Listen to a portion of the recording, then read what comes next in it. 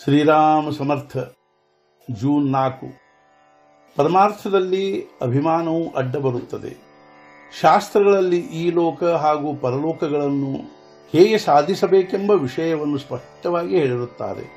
ಆದರೆ ನಾವು ಪ್ರಪಂಚವನ್ನು ಕಟ್ಟುನಿಟ್ಟಾಗಿ ಹಾಗೂ ಪರಮಾರ್ಥವನ್ನು ಅವಕಾಶಕ್ಕನುಸಾರ ಮಾಡುವುದೆಂದು ತಿಳಿಯುತ್ತೇವೆ.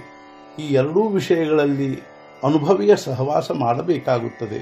ಪರಲೋಕ ಸಾಧಿಸಿಕೊಡುವವರಿಗೆ ಸದ್ಗುರುಗಳೆನ್ನುತ್ತಾರೆ. ಯಾವ ಮನುಷ್ಯನೂ ತನಗೆ ತಿಳಿಯುವುದಿಲ್ಲವೆಂಬುದನ್ನು ಒಪ್ಪುತ್ತಾನೋ ಅವನಿಗೆ ಸದ್ಗುರುಗಳ ಕಡೆಗೆ ಹೋಗುವ ದಾರಿಯು ಪ್ರಶಸ್ತವಾಗಿರುತ್ತದೆ.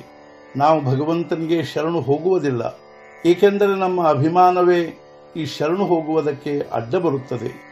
ಆದರೆ ನಾವು ವ್ಯವಹಾರದಲ್ಲಿ ಮಾತ್ರ ಅಭಿಮಾನ ಬಿಟ್ಟು ಯಾರಿಗೆ ಏನು ತಿಳಿದಿರುತ್ತದೆಯೋ ಅದನ್ನು ತಿಳಿದುಕೊಳ್ಳಲು ಅವರ ಕಡೆಗೆ ಹೋಗುತ್ತೇವೆ. ಈ ಲೋಕವು ಅನುಭವದ್ದು ಹಾಗೂ ಪರಲೋಕವು ಅನುಮಾನದ್ದೆಂದು ನಾವು ತಿಳಿಯುತ್ತೇವೆ. ಆದರೆ ಈ ಲೋಕದ ಅನುಭವವು ದುಃಖಮಯವಾಗಿದ್ದರೂ ನಾವು ಅದನ್ನು ಬಿಡುವುದಿಲ್ಲ.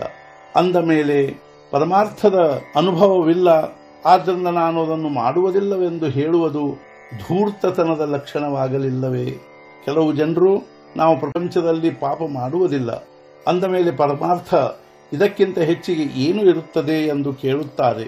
ಪ್ರಪಂಚವು ಅಚ್ಚುಕಟ್ಟಾಗಿದ್ದರೂ ಅದರಲ್ಲಿ ಅಭಿಮಾನವಿದ್ದರೆ ಅದು ಪರಮಾರ್ಥವಾಗುವುದಿಲ್ಲ.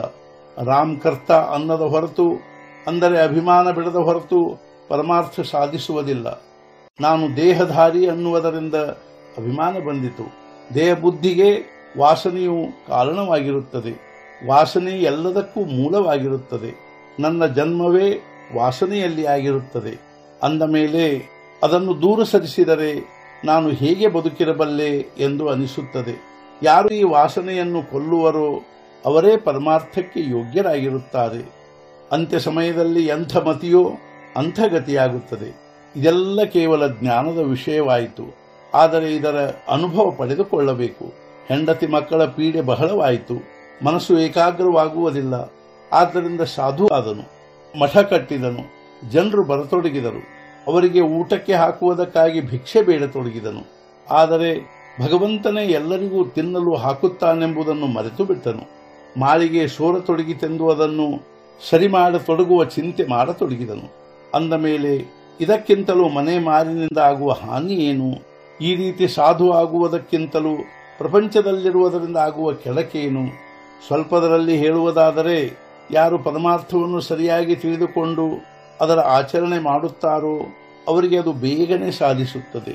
ಆ ಮನುಷ್ಯನಿಗೆ ಪ್ರಪಂಚ ಬಿಟ್ಟು ಹೋಗಬೇಕಾದ ಕಾರಣವೇ ಉಳಿಯುವುದಿಲ್ಲ.